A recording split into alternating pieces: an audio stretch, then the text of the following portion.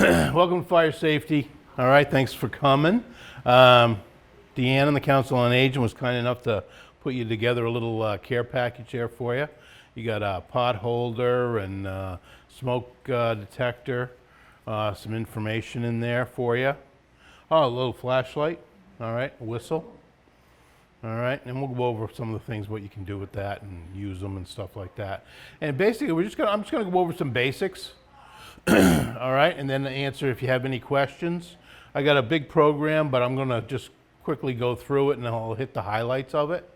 All right, and we'll hit on all the aspects of it. All right, and then if you got any questions, I'll try and answer them for you. All right, you know the men's and ladies' rooms are right there. All right, the exits are the back and over here. All right, and we should be good to go. The alarms go off, just follow me. First thing I'm going to do is I'd like to start off and show you a little video. There's not a lot of sound to it, so just watch the video.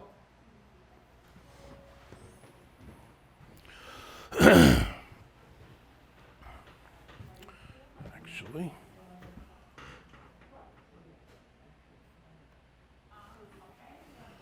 so what's happening here is they have a candle over here on the thing.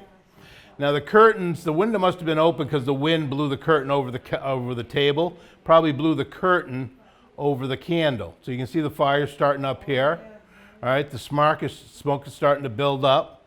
All right, now this gentleman, obviously he's in a care home, he's got caretakers there. All right, now the smoke detectors haven't even gone off yet. Now they notice this, all right. She runs around to tell somebody else that there's a fire. You know, and this gentleman doesn't even realize the importance of, or the danger. All right. Now that's just from one candle onto the curtains. Now you can see that the camera here is already starting to be obscured by the smoke. All right, and this is only, maybe a minute into it. Now, if they had had a fire extinguisher, they knew how to use it. When that lady first came in, she could have grabbed the extinguisher and put the fire out and it would have been all over by now.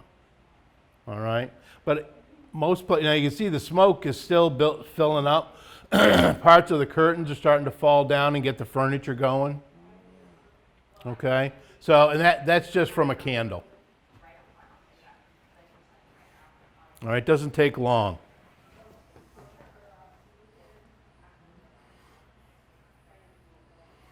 And the fire just progresses. We're coming up, this is now 2 minutes.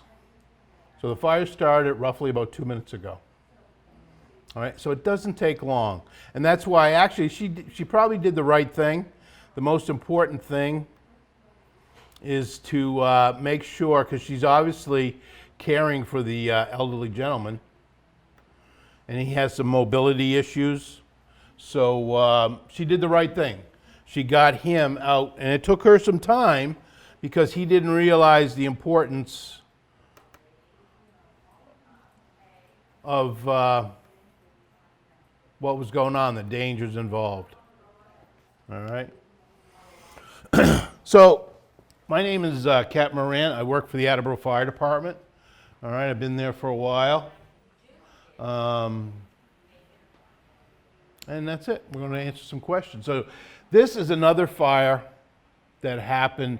This lady was cooking lunch, all right? And she put some oil on the stove, and she got distracted with a phone call. I'm not saying all women get distracted with phone calls. Don't put words in my mouth. But she was cooking. This is actually a 3-story tenement. It's actually on South Main Street. It probably took 5 years before it got redone. The fire was confined to her apartment. There was a father and a young baby at home upstairs. Now remember, this happened at noontime. At this time, their second means of egress, or the way they were to get out of their apartment on the second floor is, now remember, he's got I think it's a 4-month-old baby. They would have had to crawl out a window onto a ladder that's bolted vertically to the side of the building. That's their second means of egress. All right, that's the second way out of the house. Because right now, this is the only stairwell in the house. So he's certainly not going to come down this stairwell. So fortunately, they did have battery-operated smoke detectors. They were supposed to have hardwired, but they had battery. And the battery ones were working. So as soon as the father heard the smoke detector going off, he opened his apartment door up here, saw smoke in the hallway, and he grabbed the baby and got out, which is a good thing because he's certainly not coming down these stairs now. All right? The fire here is in the first floor apartment in the kitchen. Here's your kitchen window. Notice that this is pitch black. All right? Remember, this is noontime.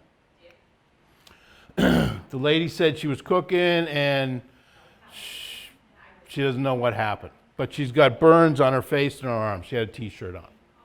All right? So we knew she was doing something cooking-wise.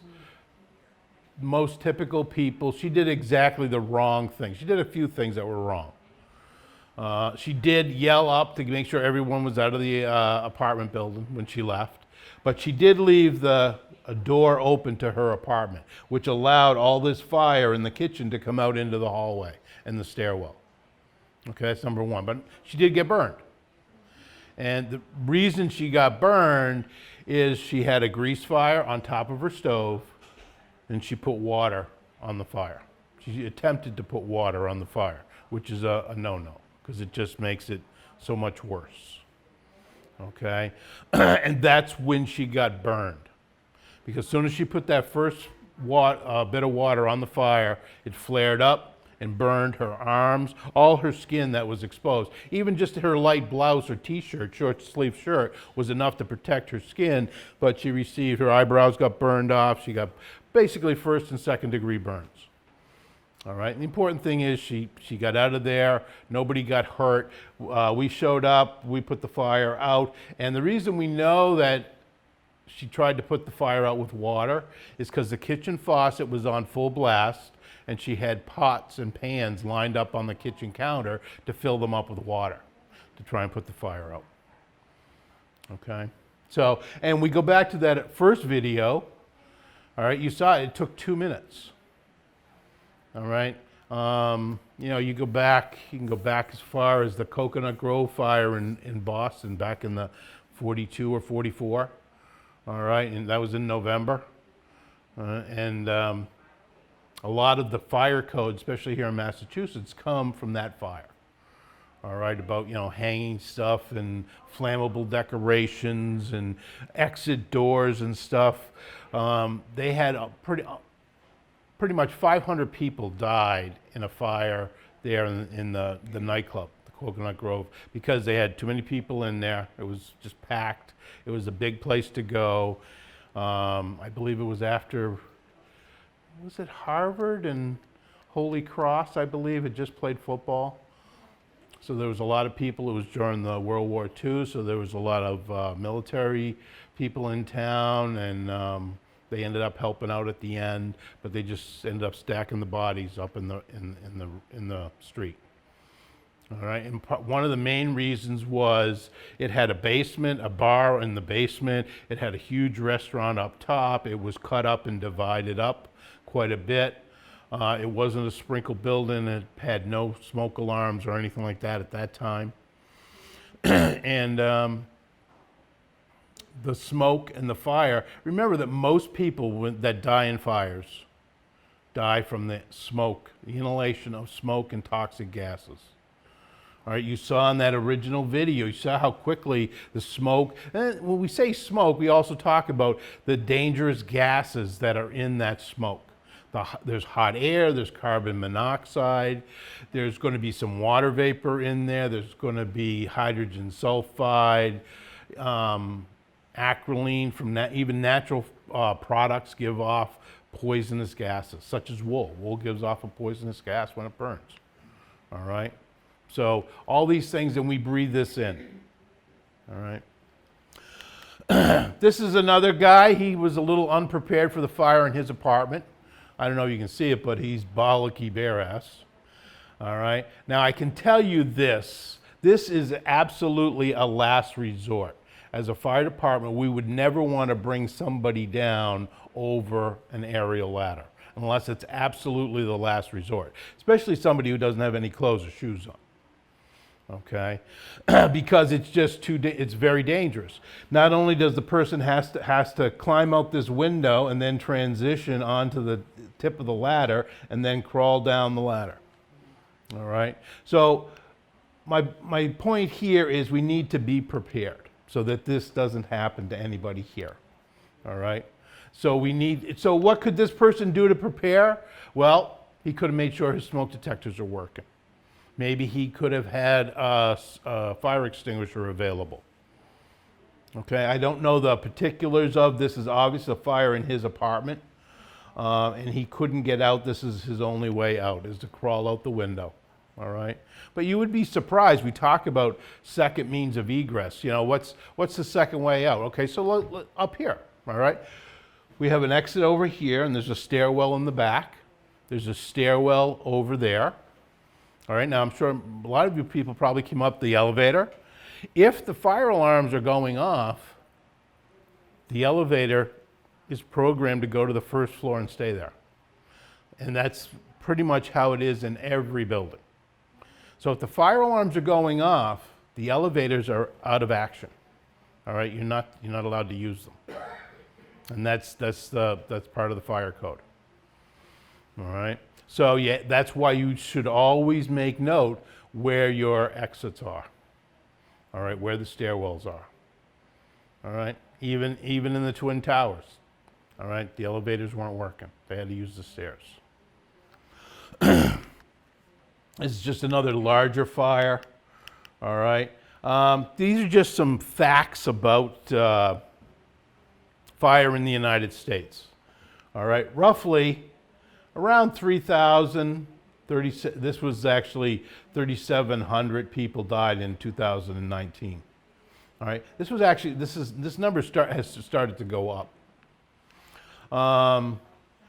We have about 1.2 million fires, 1.3 million fires a year. Of those, we have almost a little over 350,000 fires are what we call structure fires. That's a fire in a house or a building.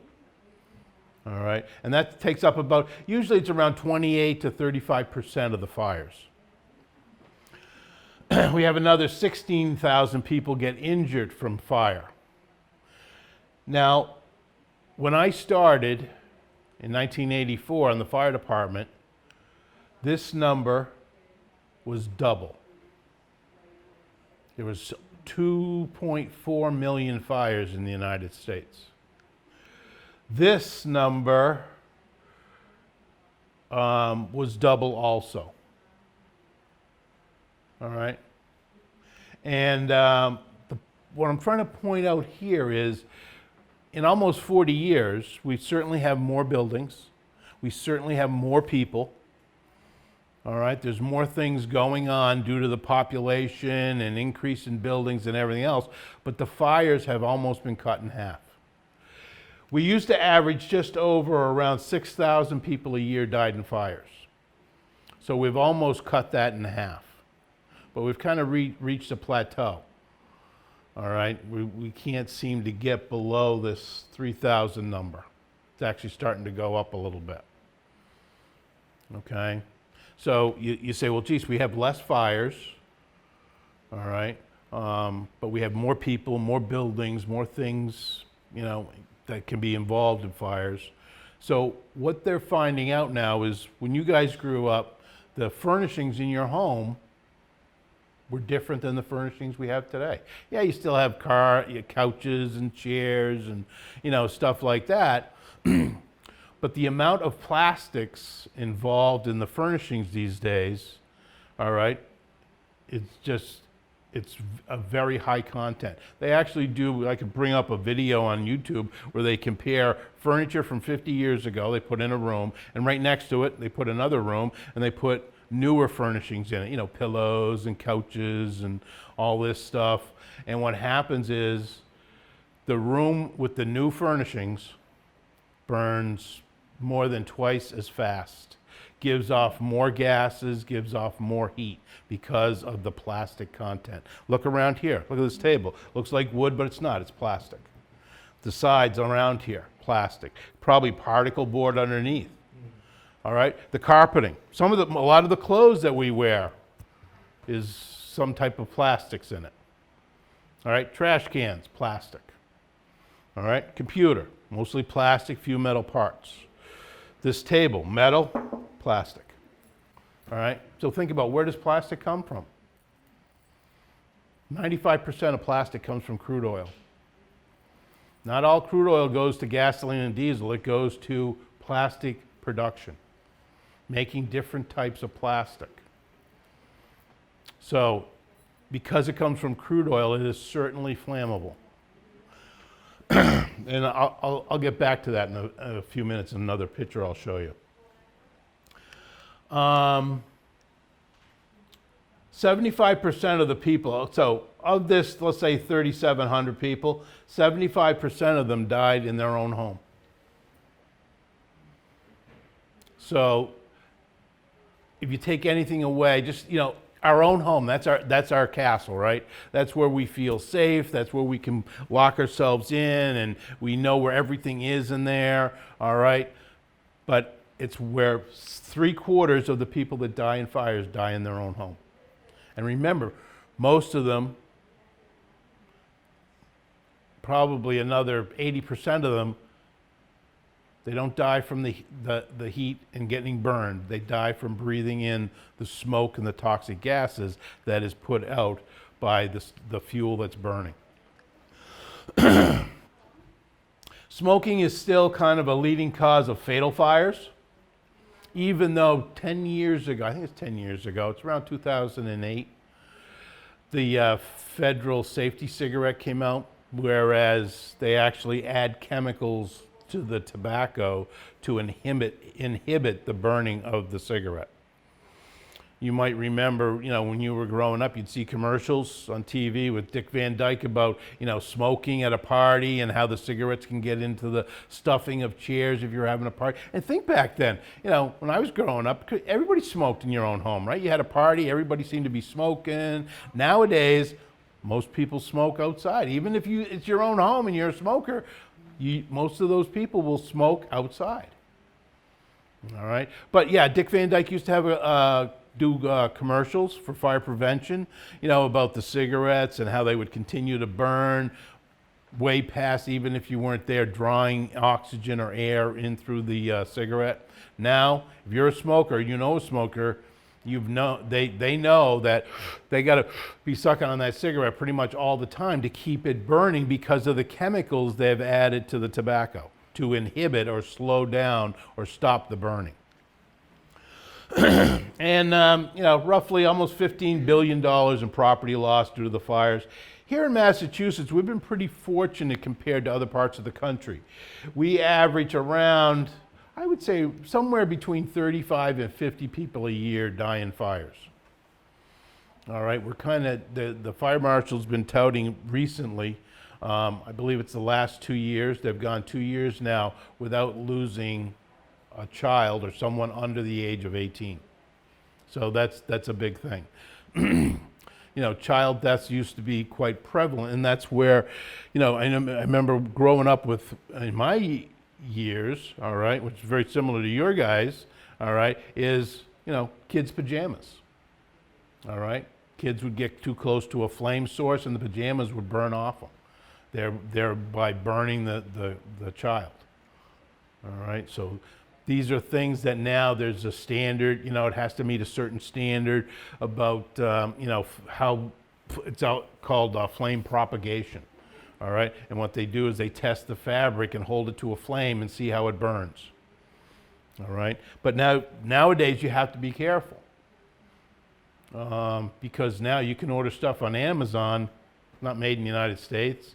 It comes from who knows where, Thailand, China, whatever, and it might not meet the same standards that the U.S. would impose on stuff sold here. So you have to be careful. Same thing goes with smoke detectors. We're going to talk about smoke detectors. I've gone out to do inspections, and I say, well, geez, I'm sorry, this smoke detector doesn't pass. And they go, well, why? We just bought them. I bought them on Amazon. I got them cheap. I said, yeah, I'm sure you did. Because it does, even though it might be the right type, it has to be a UL approved smoke detector. In other words, UL, Underwriters Laboratory, is like a third service. That's where we send a lot of things to UL to be tested. And part of the requirement for smoke detectors is it has to be tested by UL. So for example, let's say Kidda wants to introduce a new model smoke detector. So they go to UL and they say, in some cases they probably pay hundreds of thousands of dollars, and they give them 100 units of this new smoke detector. And they say, we want you to test it because we have to meet the UL standard. Because the UL, what it does is it tests the smoke detector to make sure it goes off when the sensor works. It produces the correct decibel level. It sounds loud enough. And in some cases, it can even test the batteries to make sure they're going to last the 10 years. Okay? So, but in Massachusetts, it has to meet the UL, I believe it's 217. All right, and that's the UL standard.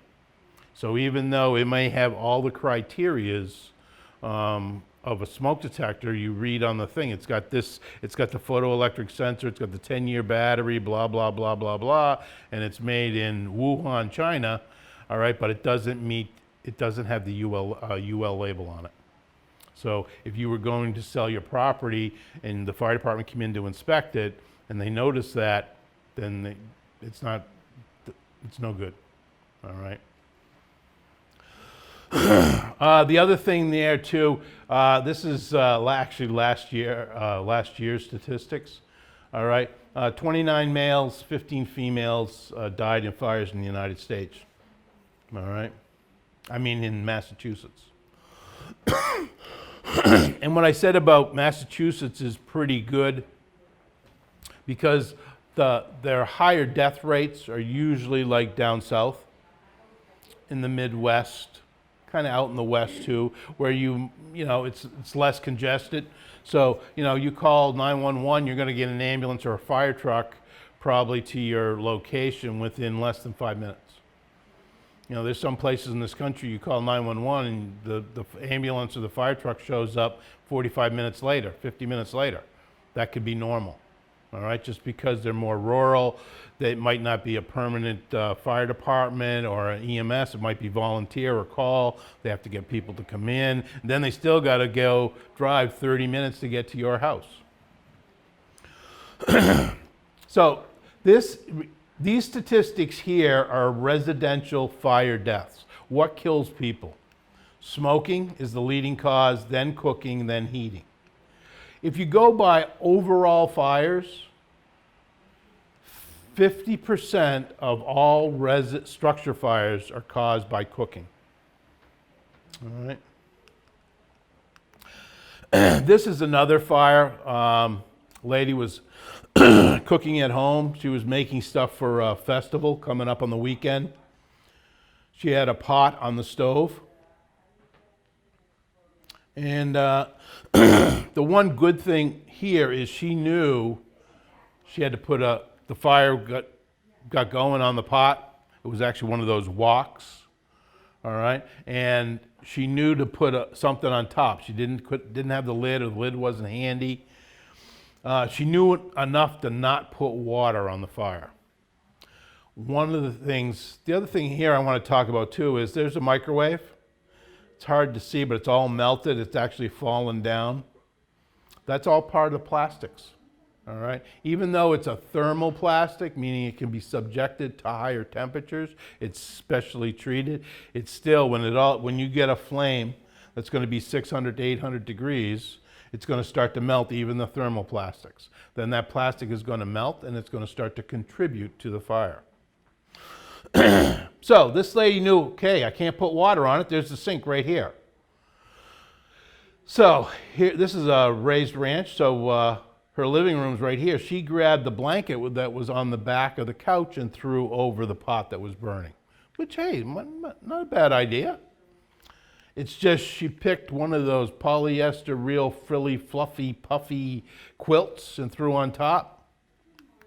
So this is the quilt. There's the bottom of the pot. Because when she threw the blanket on top, it knocked everything down and started burning down here. Okay? So she knew she had to cover it somehow. And, you know, a blanket's not the best, but if you pick the appropriate blanket, like maybe an old time, like a woolen blanket or something like that, that might have gone a little bit better. All right. But she picked one of those polyester, quilty, puffy things that it probably initially started putting the fire out and then it just took off because it melted, because it's part of plastic also with the polyester, and got going. Okay. So she ran out of the house, called 911. We got there, went in there, and we, you know, probably took us, by the time we stretched the hose and put the fire out, it was probably less than 5 minutes. All right. However, in that 5 minutes, that was enough time to fill this house entirely up with smoke. All right. Remember I said she was preparing for a festival, actually a religious festival. She had all kinds of stuff in her living room, you know, like things for the parade and all that, and it was all white. Of course, after the fire, it's all covered in soot. Not all fire is bad. All right, having a nice fire. We use fire to heat our homes. We use fire to heat the water so we can take a hot bath or hot shower. We use fire to cook. All right, it can be a good thing. All right, nice fire on the beach, okay? It's a good thing. Notice that this is all nice, dry driftwood. Actually, I collected on the beach and burned it. Notice that there's very little smoke coming off that fire, right? Because we all know you want to burn that nice, dry wood, okay? There's no plastic in here. All right, so plastic gives off all that black smoke. All right. Basically, we need 3 things to have a fire. And the only reason we care about this is you keep one of these things away and you won't have a fire. All right? The oxygen is one thing you can't control very good. Probably one good example of where you can control the oxygen is what? The pot on the stove. If you have a lid or you have a cookie sheet available to put on top, you're cutting off the oxygen. When you knock down that fire and put that cookie sheet or the lid on, then you turn the heat off. So you've eliminated the oxygen. Now you reach in, and if it's safe to do so, and you turn the heat off. So now you've eliminated the oxygen and the fire's out for now. Start to eliminate the heat. All right? It's a little hard to see, but at one of the demonstrations we do for fire extinguisher demonstrations is we put a little diesel fuel in this metal pan, and then we ignite it. It says diesel right there. And we use diesel fuel because it's not as volatile as gasoline. You can see that he has to hold that road flare in the liquid diesel in that pan. All right, and he has to hold it there for a while to get it to burn, to get it to ignite. Now, compare this fire to that campfire I showed you on the beach. Look at this black, acrid smoke coming off. So where does smoke come from? Smoke comes from the fuel that is burning. So in this smoke, you're going to have little particles of diesel fuel. You're going to have some water that's in the air, because a fire is actually a chemical reaction. In an oxygen-enriched atmosphere, you add enough heat to a fuel and it's going to ignite. The fuel was the diesel fuel. The heat source was the flare. We got it going. Once you started getting this going, it's self-perpetuating. The heat is radiating back, creating that vapor to ignite the fire. There's all kinds of bad, nasty chemicals in that smoke. Now this is outside, actually behind the fire station. You can see remnants of the dry powder fire extinguisher. All right. You come in there with a dry powder fire extinguisher and put it out. It's going to go out in a couple of seconds. All right. Now I'm not going to use a dry powder fire extinguisher, but I have an extinguisher here. All right. We pull the pin. Pull the nozzle, all right? This is a CO2 extinguisher. That can still be used for a liquid fire, okay? These you typically see in a large kitchen because it leaves no residue. All right, it's a carbon dioxide gas. It's cold, it helps take away the heat, and it pushes the oxygen away to put the fire out. That's why you see them in large kitchens, because you can put a fire out and it doesn't contaminate all the food that may be opened. All right, whereas you used a dry powdered extinguisher, that powder goes everywhere. You can even see some remnants of the powder way out here on the leaves. Now you use it in a confined room, it would go everywhere, even if you put a small fire out over there. Okay?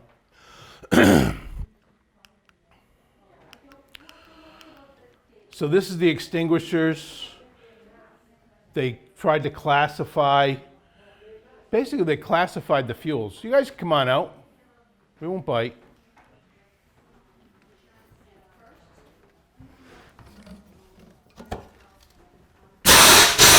Chase them away.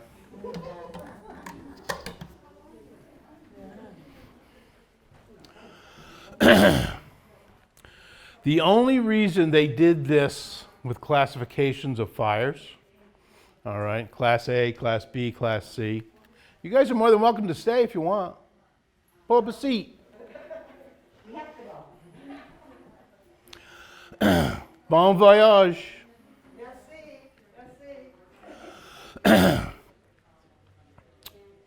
When I was growing up in school, all right, there was basically one extinguisher in the schools.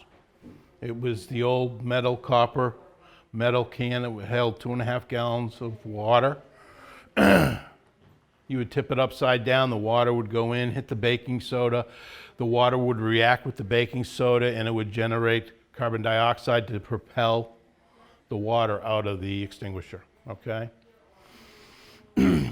But now, we just talked about in the beginning, would you use water? Should you use water on a grease fire? No. Should you use water on an electrical fire? No, because you could get electrocuted. You could cause arcs and sparks and make the fire worse. All right, just like if you put a stream of water into that diesel fuel fire we were using with the fire department, it would splash and make it worse. So, and that had happened. So they said, well, let's do a classification. You know, we're trying to make things safer and better and blah, blah, blah. All right. So they classified basically equipment. All right. So you could use that water, that pressurized water can for a Class A fire. It works best for a Class A fire. What's a Class A fire? Any type of ordinary combustible wood, paper, plastic. All right. Plastic as long as it's solid, not a liquid. Any type of liquid that's burning is a Class B. Anything that is electrically energized is C. Think of C as the C being charged. Okay? D and K, this D is burning metals. You see in some of the shops or manufacturing where they have fine pieces of metal. If you don't think metal burns, take some fine steel wool. Do it in a safe area and it will burn. K is for large kitchens. All right, commercial kitchens. All right, let's go back here to the classifications. At the end, there's a section on the extinguishers, and I'll show you the different. Basically, there's 3 different types of extinguishers. And most of the extinguishers that you see around here, like over there, all right, around the corner there by the elevator, it's called an ABC fire extinguisher, and it's a dry powdered. It's good for Class A, Class B, Class C. Is it the best thing for a Class A fire? No, but it will work on it. But it will also work on B and C.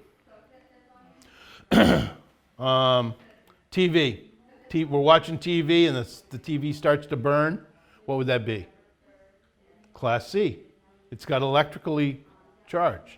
If it's plugged in and I go and unplug it, or I go to the circuit breaker and shut the power off, it now, because the power is off to it, it's a Class A fire. All right, but you know what? It doesn't matter. If you have a typical ABC fire extinguisher, That will put it out. That's good. It's not going to make it worse. It'll put it out. Yeah, it's going to make a mess, but not as big of a mess as it would if you kept letting it burn. All right.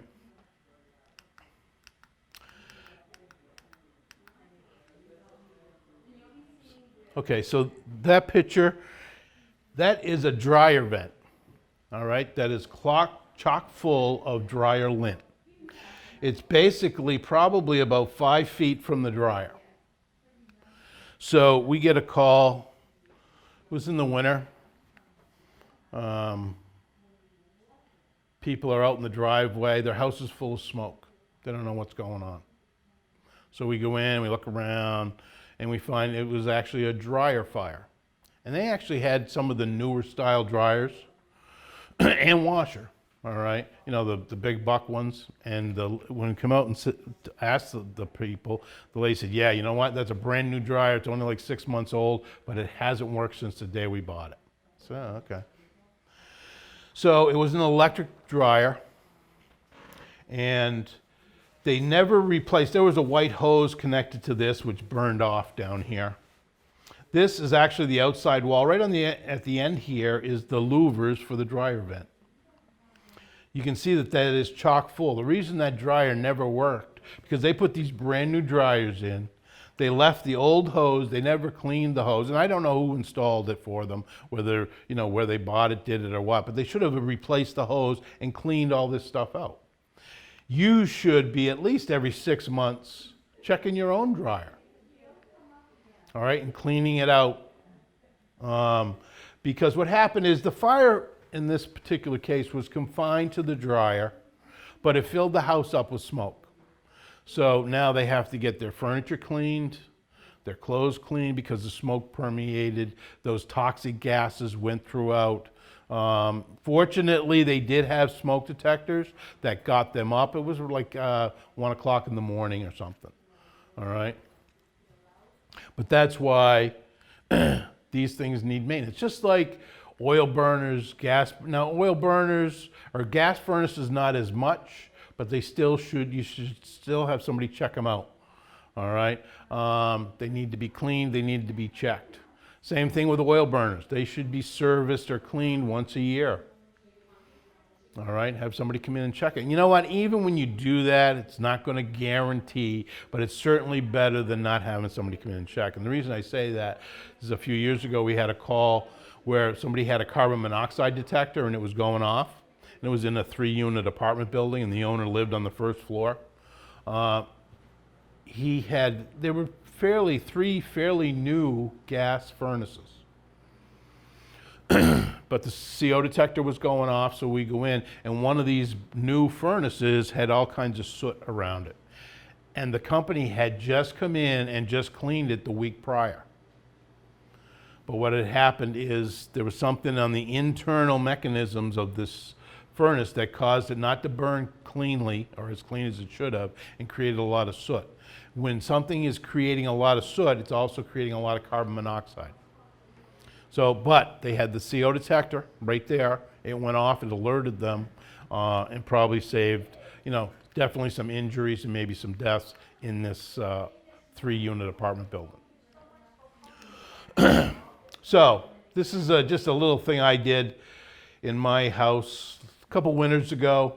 I piped up because I have an electric dryer, so I can do this with an electric dryer. You can't do it with a gas dryer. But I piped it up so it would discharge into my house. Because in the wintertime, you know, it's really dry.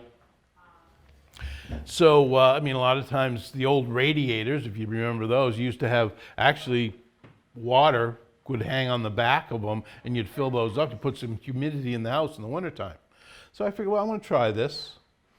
So I put some pantyhose over the end just to keep any dust or stuff, lint that was getting through.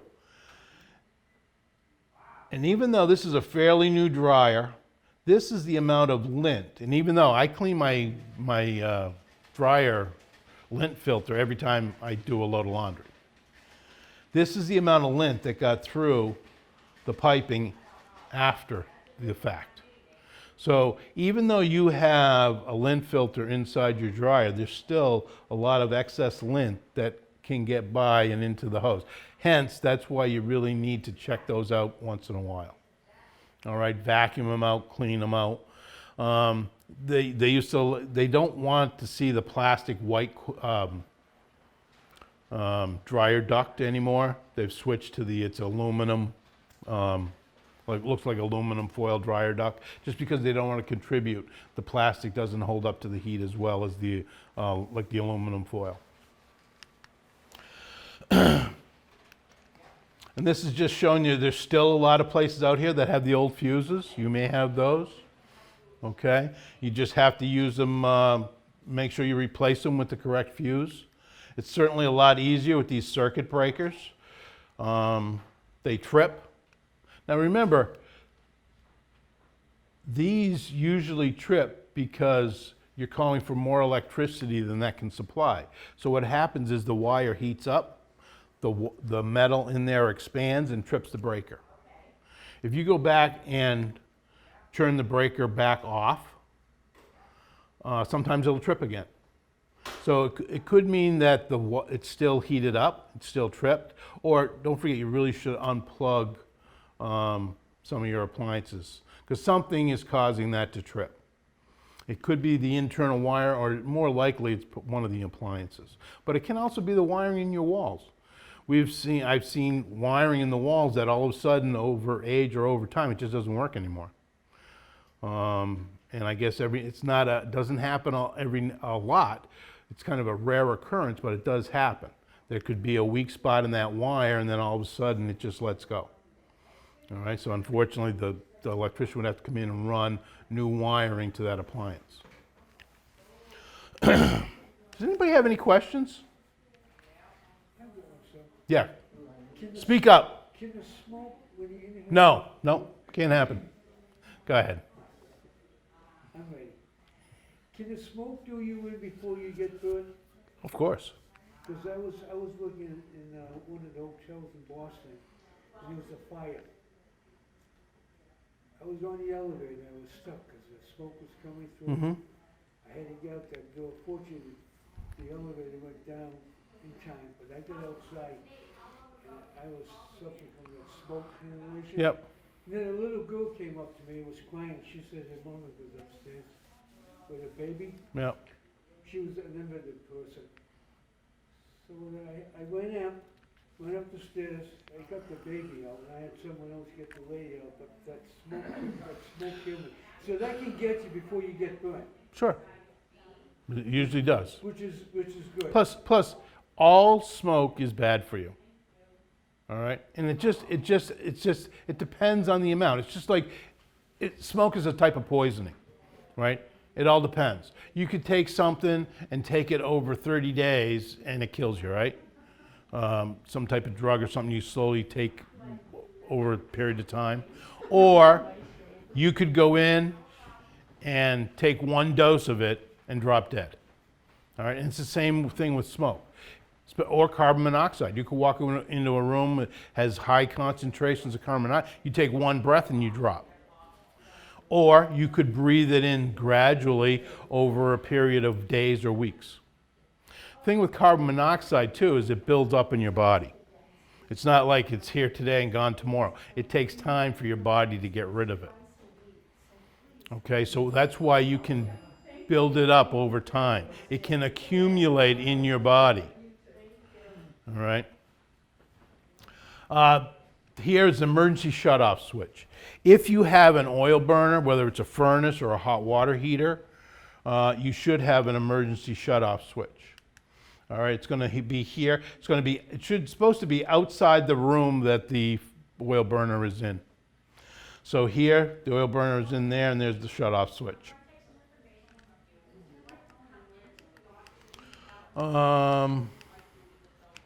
Carbon monoxide, general tips. This is just overall safety for propane grills.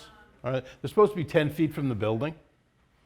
All right, you never want to store your propane bottle in your basement, in your garage. I mean, if it was an unattached garage, out back in the barn, that might be okay. Just leave it outside. All right. Propane, Those 20-pound propane cylinders that you use for your barbecue hold 4.5 gallons of liquid propane. When you crack that valve, the liquid boils off and gives off a gas that's flammable. We use it for cooking, right? Or we can use it for heat, we can use it for a lot of things. A lot of people that don't have natural gas near their homes will put in a larger propane tank underground and use that for heating their home, using it for a gas dryer, cooking, all kinds of stuff. Propane expands. 1 gallon of propane will expand 270 times.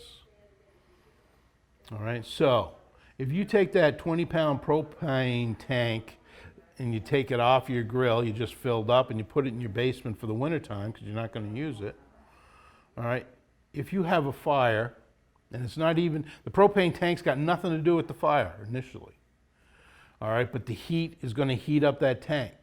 That liquid is going to boil. Because it's a pressure vessel, it has to have a relief valve by code. All right. So in other words, that relief valve kicks off at 300 psi. So when that, because of the heat onto the tank, it's got to hit the relief valve. That gas is going to come out and it's going to contribute to the fire.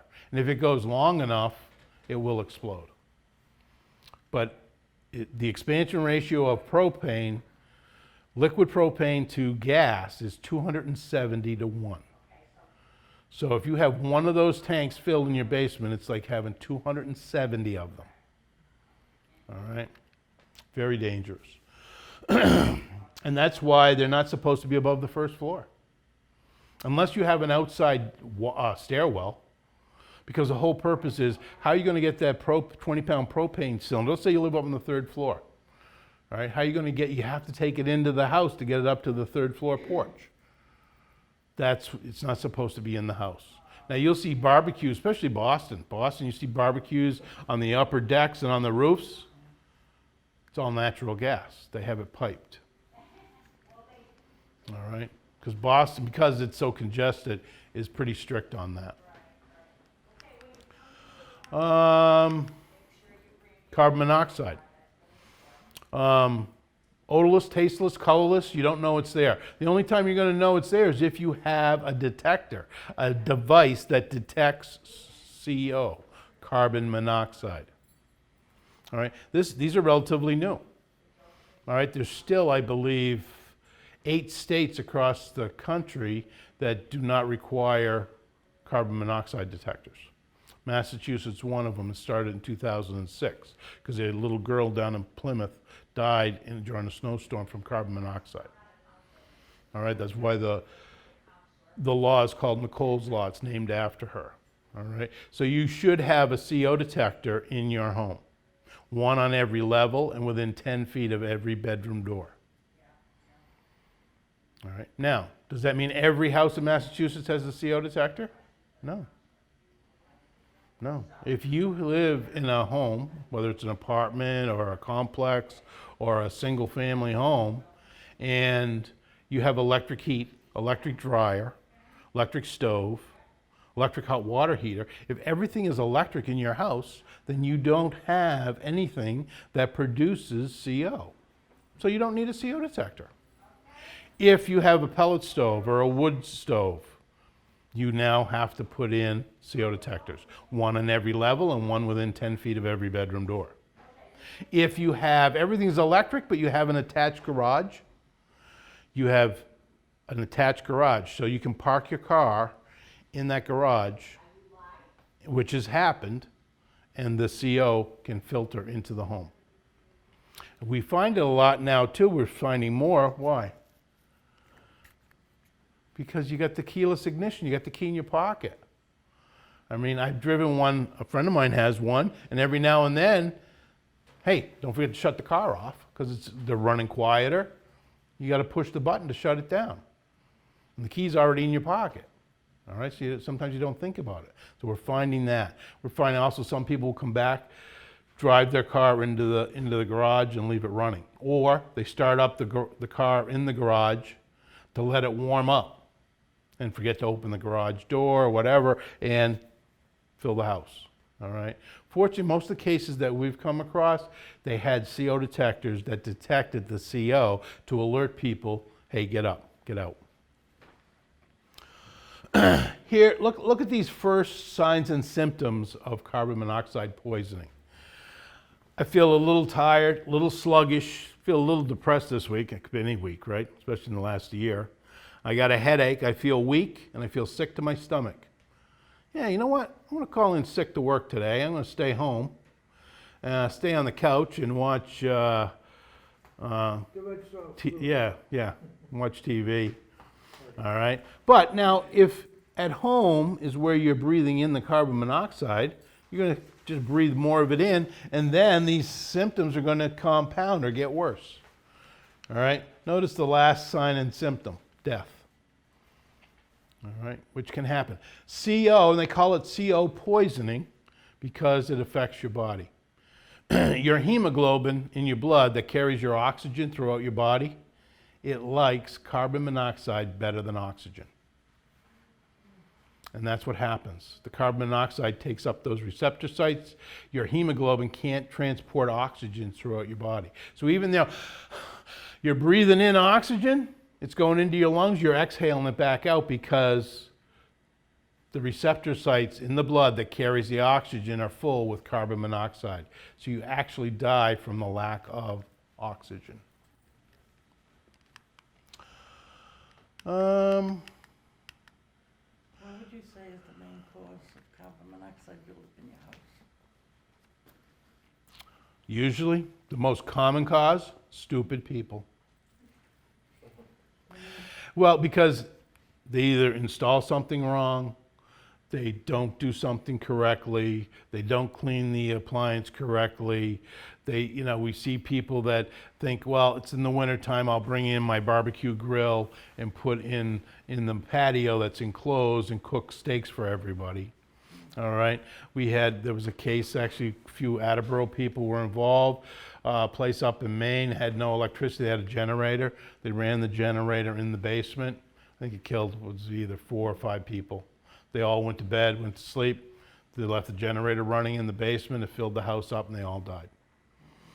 I guess my daughter and her family were very lucky. About 5 years ago, they lived in North Attleboro. My son-in-law had left for work, and early in the morning, they had a detector which went off, and my youngest granddaughter got up and she woke up her mother. My daughter opened the door to the basement and the furnace was glowing red, and she called 911. They told them to get out of the house, and the house was filling up with carbon monoxide. And they had to put a new furnace in, but if they hadn't had it, they would have slept right through it. Yes, yeah. And that's one of the things. You breathe it in gradually over time, and it just makes you more tired, right?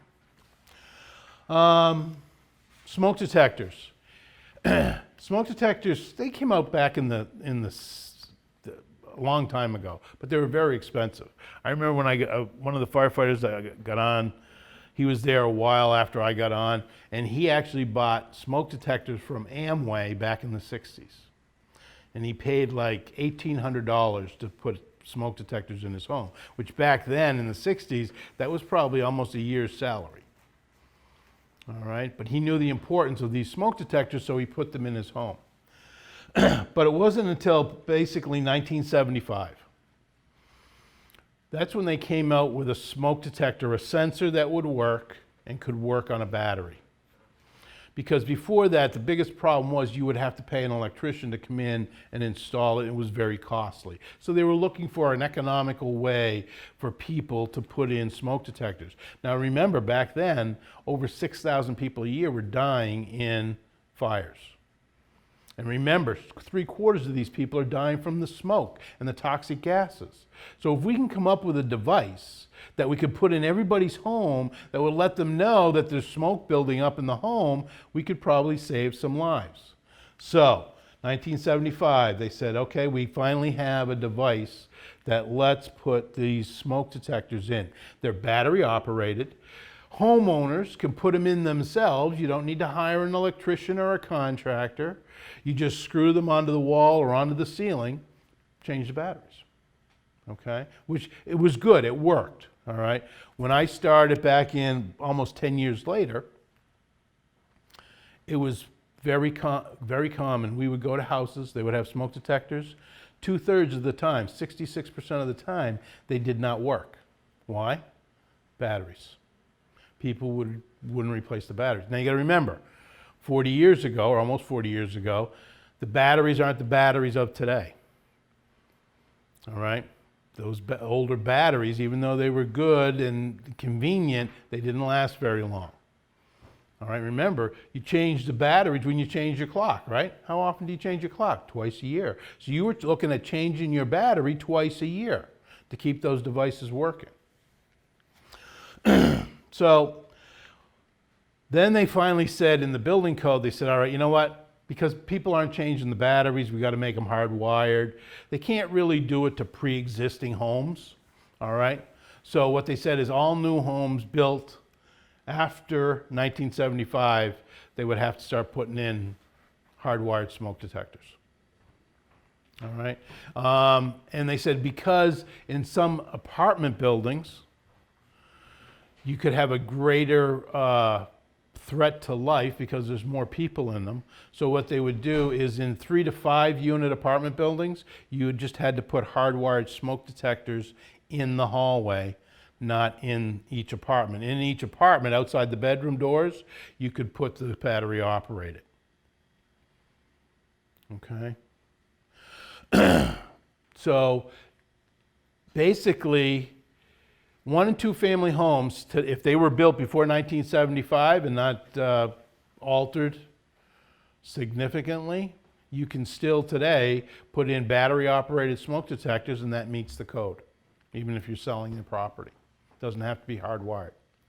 If you have 3 to 5 unit apartment buildings, batteries inside the units, all right, but they have to be hardwired in the hallway. Obviously, if you're upgrading it, you're going to change those batteries to hardwired.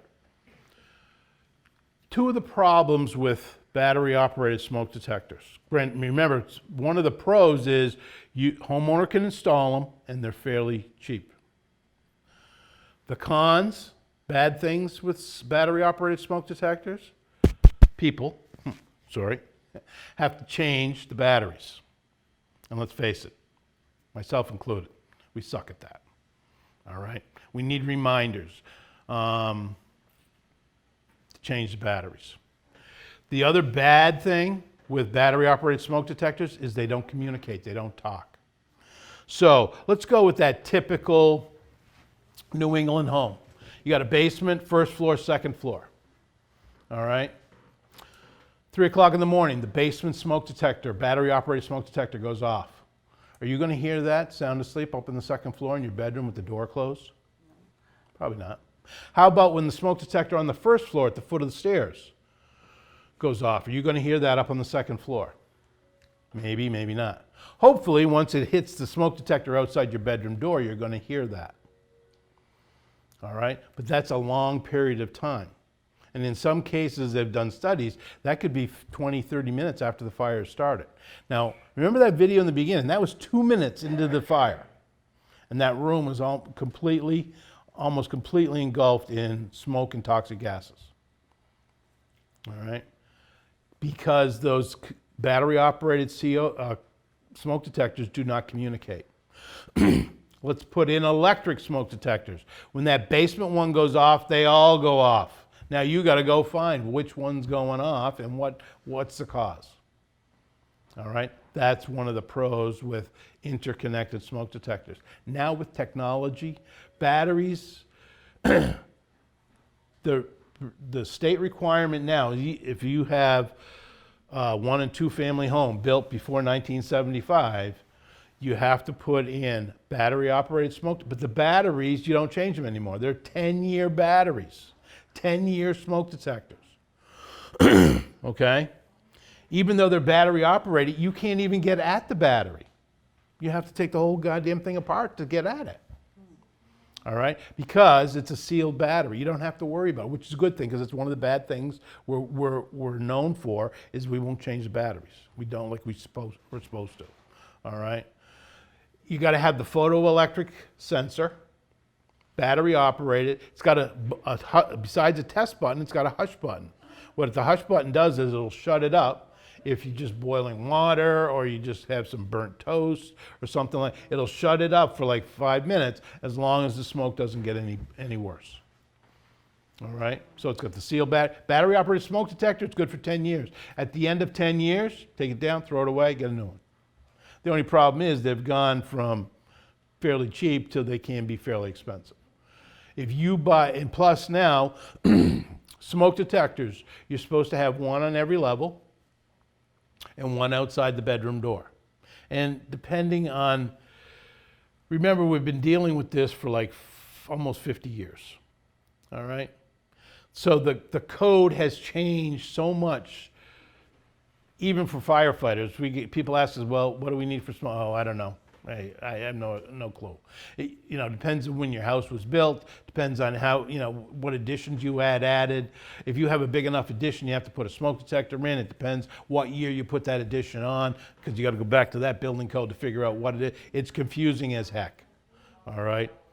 The only thing I want you to take out of this is you should have a working smoke detector on every level and outside your bedroom door, and a CO detector, unless everything in your house is electric. Smoke detectors, one on every floor. It's supposed to be at the foot of the stairs leading to the floor above. So basement stairs, top of the ceiling, step off the basement step, somewhere on the bottom of the joist should be a smoke detector. You come upstairs, stairs going to the second floor. Somewhere at the foot of the stairs on the first floor, you should have a smoke detector. Go up the stairs, usually typical New England home there. You got 2, 3, 4 bedrooms, usually one smoke detector in the hallway. Whatever you got for a smoke detector, just make sure it's working. All right, whether it's battery, electric, whatever. And if it's more than 10 years old, you really should be replacing it, whether it's electric or battery. All right?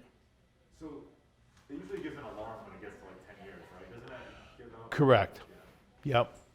Ours did It went off? last week. Yep. Yeah, and now the CO detectors, right? The only difference between CO and smoke detectors is COs are supposed to be within 10 feet of the bedroom door. Smoke detectors can be within 20 feet. Usually you have that one hallway on the second floor, so you can put one smoke detector up. Now you can put smoke detector and smoke detector combination unit. If you do that in Massachusetts, it has to have the voice commands to tell us which is which. I don't know why, but that's the way they set it up. Okay? Well, ours told us to take it out. Take it. Well, and you know what? I actually like the voice because a lot of times we would get calls, not picking on the little old ladies, but a lot of times it was a little old lady. All right, and she'd say, you know what, I need you guys to come over here and help me. I got a bird stuck in my house and I can't find him. All right, so as soon as we hear that, we'd go grab some batteries, put them in our pocket and go look for the bird. And usually that bird was what? A chirping smoke detector. Okay, so we replace the batteries, good to go. All right, that's why I like the voice, because the voice would tell you, hey, stupid, change your battery. All right, it wouldn't say that, but it would say, hey, it's time to change your battery. And now they say end of life or it's all done. Malfunction. Yes. And it can be difficult. You need to know how these smoke detectors work, because the newer ones with the sealed battery, let's say you had that nuisance smoke detector and you take it down, you can take the battery out and shut it up, right? These new ones, you can't. You hit the hush button and it might hush it up, but if it's malfunctioning, you can't take the battery out. Underneath the paper on the back, there's a little slot. You need to take a slotted screwdriver, put it through the paper, and churn it. And what that does is it shortens out the battery. It kills it, so you can throw it away. The only problem is once you do that, the smoke detector's no good. You got to throw it away anyway. But that's the only way to shut it up if it's malfunctioning. Okay. Should we replace our smoke detectors, the ones with the batteries, every so many years, or? Every 10 years.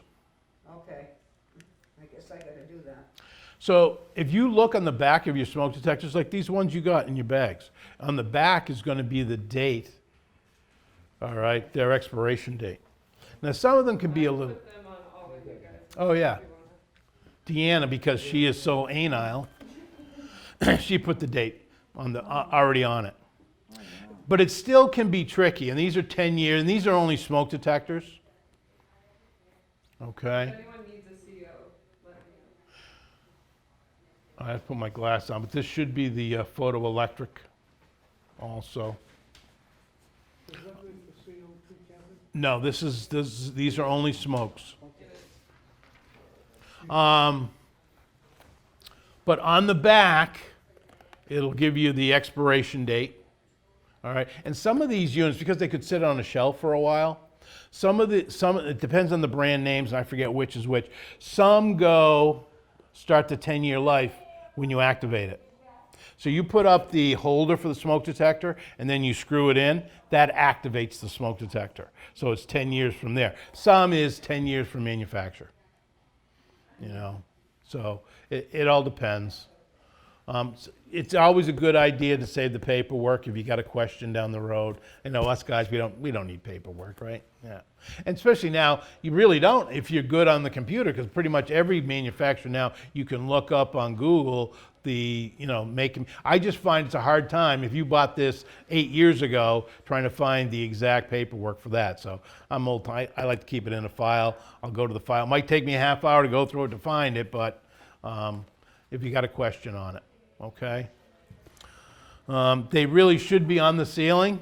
There are some stipulations for you can put them on the wall, but you need to read those directions. Because it depends. Is it an outside wall, interior wall, stuff like that? There's things that matter.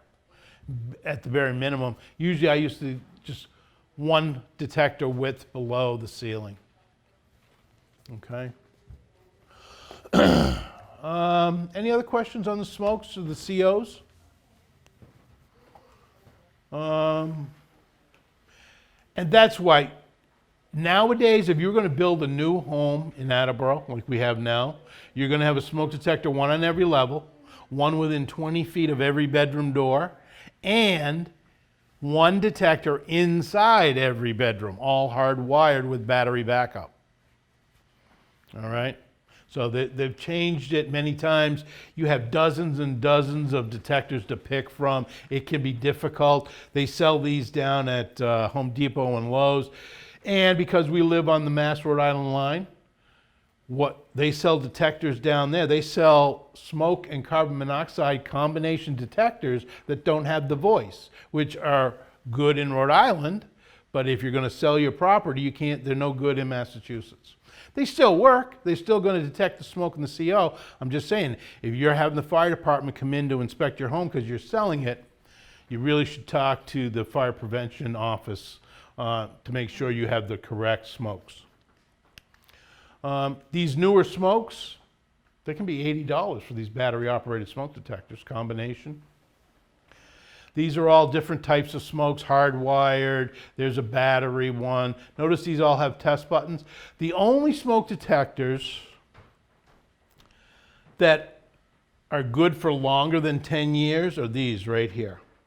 And the only reason I say that is the difference between these, all these have a test button, test button, test button, test button, no test button. This would be in a commercial building, such as in here. Offices. All right, you're going to, manufacturing. All right, supermarkets, all commercial buildings. Because this is not a smoke alarm. This is a smoke detector and alarm. Smoke detector and alarm. Smoke detector and alarm. Smoke detector. These make noise. This detector detects smoke, sends a signal back to a panel, and then activates this thing right here on the wall. They do not make any noise. That's why it's a smoke detector. All right? What you have in your homes or in where you live, it would be a smoke detector. I mean, a smoke alarm. Heat detectors, panels, sprinklers. All right, exit doors. You know, like smoke detectors, even if you have the regular ones, you know, every now and then run the vacuum around them or over them, kind of clean them out. Sometimes you get that detector that goes off at 3 in the morning and then goes back, you know, shuts back up. Sometimes it could be a spider walking across the sensor. If you've ever taken that hot shower and you had the water vapor come out and trip your smoke detector. That's why they actually changed the sensor. They went from the ionization sensor to the photoelectric. You can still get both out there, but with the photoelectric sensor, you get that water vapor, doesn't usually trip that sensor off. Okay? And they're even coming out with a newer sensor that's supposed to detect the difference between cooking fire when you burn something on the stove. How it does, I don't know. It's called the multi-sensor, and that's going to replace the photoelectric down the road.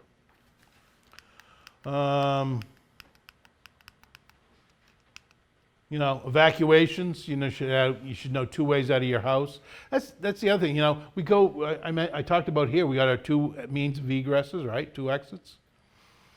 If you live up on the 2nd floor of that typical New England home, where's your second means of egress from your bedroom? Window. Huh? The window. Yeah, the window. What if it's on the 3rd floor? All right, but the point here is 2 means of egresses only have to be from the building in a single family home. Okay, so you got a front door and a back door, right? How are you getting out of the 2nd floor if there's a fire and you can't come down the stairs? So that's something, like you said, climb out the window, maybe onto a roof, over to a tree or someplace else, or just wait there for the fire department. If you know, you have grandkids or somebody coming over, these are things that you should talk about with the kids. You know, hey, what happens? You know, go through checking the smoke detectors, because you know what? When we're probably not going to do it this year because of the COVID. We didn't do it last year, but when we go out in fire prevention during October, we remind the kids from 1st grade all the way up, take all this stuff home, pester your parents, pester your grandparents, have them, we want you to remind them to check their smoke detectors, all right? Go over the means of egresses. How do you get out of your house? If you climb out the window, where are you going to go? All right? Where's the meeting place outside the house? Because what happens if somebody goes out the front door, somebody goes out the back door? You still should have that common meeting place so that you're going to meet up together.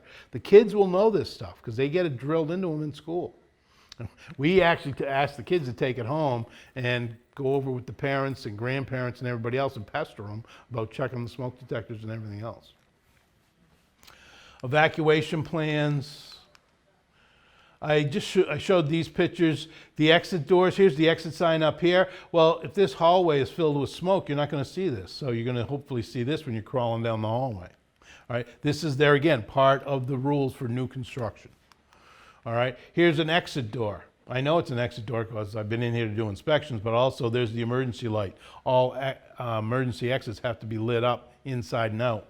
All right, this is just after a snowstorm. I was going home from work. I just figured I'd snap a picture for presentation. But actually, I went back the next day and they had already shoveled this out because it's an exit door. All right, just a reminder, double keyed deadbolts. You may have some in your home. Not good. All right, I mean, this particular person, they leave, this is the front door of her house down the Cape. All right, she leaves the key in the deadbolt. This is the inside of the house. The back door, she doesn't leave the key in it. So if you want to get out the back door, you got to remember to bring your keys. So let's say you crawl down the stairs to the back door and you go, oh shit, I forgot my keys. They're on the bedroom table. I got to go back and get them to get out. Not good. And it kind of makes sense. So these are, you see a lot in Maine, New Hampshire, Vermont, down the Cape. It's for cottages, right? You're not there all week because you only go down there on the weekend. This makes it a lot harder for somebody to break into your house. Because normally they could just smash the glass, reach in and unlock your deadbolt, right? Well, here, you take the key with you. They need the key to unlock that door, inside and out. Fire extinguishers, these are basically your 3 types. This is the one I showed you, the CO2. This is your ABC. There's your ABC on it, and this is your typical water extinguisher. All right? That's it. That's just a simple way of remembering how to use the extinguisher. Pass. All right, I kind of showed you guys that. All right? Pull the pin. aim at the base of the fire, squeeze and sweep, okay? So if the TV's over there is on fire,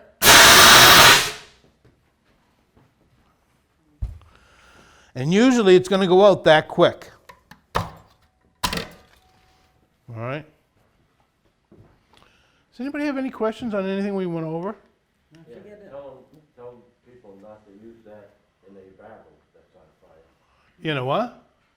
There was a ash can outside my office, and it started on fire, and the guy came over, and he put it in, and he let it off, and all Oh, it blew it everything everywhere. the flames come flying out everywhere. Well, like I said, stupid people. Gotta love it. Job security. Yeah. Actually, He didn't stay too. if you want, I'll show you. I can go through real quick. This is a fire we had. It was a couple summers ago. It was actually in a group home. All right. And actually, they did pretty much everything correct. They got a ramp there. If you go back to the front of the house, they got their house number right here. They kept it neat and clean, except for the fire. All right, the barbecue grill is more than 10 feet from the house. Excellent. No problem. Look how nice and neat and clean it is. They have their emergency switches. Everything is labeled and labeled correctly in the electrical room. There is their meter. All right, everything's good. All right, that's their kitchen. The fire didn't start in the kitchen. This is actually from the fire department because we had to pull the ceiling down to get at the fire. Here's the rest of the house. All right, and I got to say they did a good job of getting everybody out. Here's their emergency shut-off switch for that oil furnace and hot water heater I showed you. All right, here you can start to see these stairs are singed because this is from the attic. They have smoke detectors, CO alarms. They have a full panel. They even have sprinklers in their home. They have everything. Okay? The problem here is everything in your home is to detect a fire inside your home. This particular case, the fire started on the outside of the house. All right? And actually the fire blocked one of this is where the handicap ramp is, so they had to use their alternative means of egresses. All right? It was first noticed by somebody looking out the kitchen window. Saw fire going up the outside window. What's this house? What most houses have on the outside? Vinyl siding. What's vinyl? Plastic. Contributes to the fire. This fire got so hot that it even started to melt the aluminum. All right? Here's where the fire started. Any guess what these things are down here? Little yellow things? Cigarette butts. So what happened is people would come out and smoke here on the corner of the porch. A couple things. They didn't, well, first of all, they're not supposed to smoke at this particular house, but people were. They didn't have a proper receptacle to put their cigarette butts in, like a metal bucket of sand or water or something like that. And they would just put them underneath, probably put them out here and let them drop underneath the deck. This is in the winter, summertime. It was dry. You know, there's always accumulation of leaves, maybe some trash and dried grass. It finally got going. It got the porch going, and it went right up the side of the house, in through the eaves and into the attic. All right, and then it just started working its way right across. The good thing is nobody got hurt. Remember, they had sprinklers, they had smoke detectors, CO alarms. Not the first sign that they had a problem is somebody noticed fire going outside the window. So they did an excellent job getting everybody out. All right. So, and yeah, now they certainly enforce you. If you're caught smoking on the premises, you lose your job. We should ban cigarettes. Yeah. Okay. So, I mean, that's all I got. I mean, I will answer any questions that you guys have. Can I ask you a question? Sure. About propane tanks? Sure. All right, we have a propane tank that's full, but we can't get the propane out of it. It doesn't work. How do I dispose of that? So, You have, it's a 20 pounder? So for your barbecue? Why doesn't it work? I don't know, I brought it to the place to have thing in it, he says it's working fine, but when I put it on the grill, it won't work.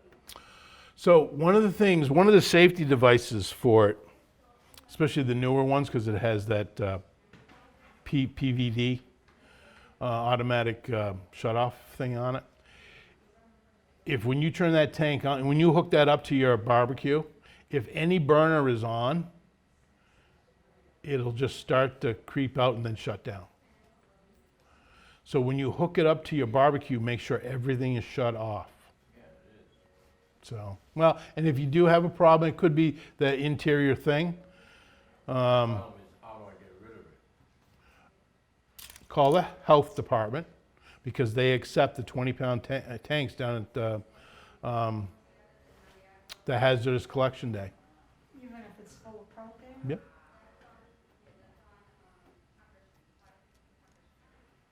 So, and I believe they'll take them every Saturday, you know, or whatever Saturdays they're open. They might even be open during the week. Because I know a lot of times, if we find them, that's what we the people take them down there. In some cases, we've taken them down. If they were leaking, you know, we've actually put them in the back of the pickup truck and taken them down there. Because it's out in the middle of nowhere, so it can bleed off. So, yeah, I'd call the health department. They're a good resource because they take paint, they take the thermostats with the mercury, and they take all kinds of stuff. And they do have a bunch of the propane tanks down there. The other thing, I'm at Foxwoods. I'm on a 20. Hit it big? I'm on, yeah, she likes that. We stayed at 3 nights. I'm on the 23rd or 24th floor, which they always place me. I can't use the elevators. Now what? Use the stairs. Now, how do I get her down the stairs? One step at a time, one cheek at a time. Yeah, I can see that. It'll take us, by the time I get down, Well, you know, it usually, better be above me. well, just, yeah, you're gonna go down the stairs and that's all you can do. I mean, obviously when if there was really something there, once the fire department gets there, you know, as soon as they can, they will try and give you a hand. You know, but yeah, I've had a fire over at River Court, you know, and actually, I didn't one, realize that they one- took down yellow. yeah, one person was in their electric wheelchair, because an electric wheelchair probably weighs 300 pounds with the battery, you know, and they were right in the way. And actually, we lucked out, the 2 police officers carried him down 1 floor just to get him out of the way. You know, because we kept the ones that are there. Yep. Everything, and so I don't have to take that one. And, you know, they say, well, make sure you bring it back or you get charged. I said, what if there's a fire? Then they look at me Right. like, Yeah, yeah, I mean, slow it down. anything, You're up there. yeah. Anything can happen, but especially at newer buildings, you know, it's fully sprinkled, it's got an alarm system. If worst comes to worst, it's gonna give you some time to get them down. I have one more question. Shoot! On the propane tank, now I live in a mobile home, so it's safe to store my grill on my sun porch come the cold weather, right? Yeah, With the tank. propane. Say that again, where do you live? I live in a mobile home, Yeah, so I put my grill with the tank on my sun porch come the cold weather, that's safe, right? I would sooner not. Do you have a shed? Yes. Put not the grill, you can leave the grill in the sun porch. Take the tank, put it out in the shed. Okay. Because if you ever have a fire, it's the same scenario. If you ever have a fire in that porch, which probably got a lot of stuff in it, right? No, I don't.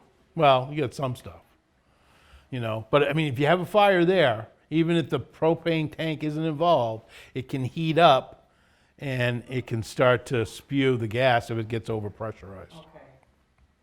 I'll put it in the shed. Okay, yeah. Thank you. And it's the same thing with if you had gasoline for mowers or anything like that. All that stuff should be kept in a separate building, not attached to the home. All right, like in my, I live in a mobile home too. I keep my barbecue, I use it year round, so it's always out there.